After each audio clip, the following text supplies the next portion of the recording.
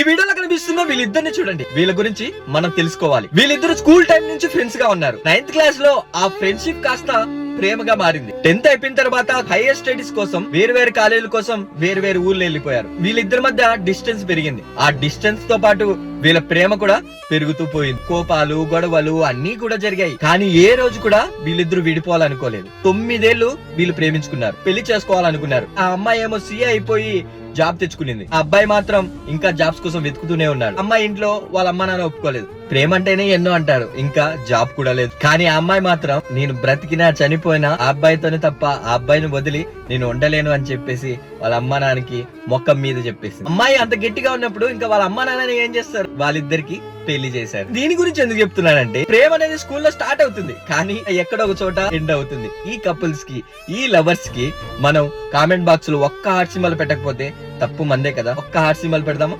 Okay.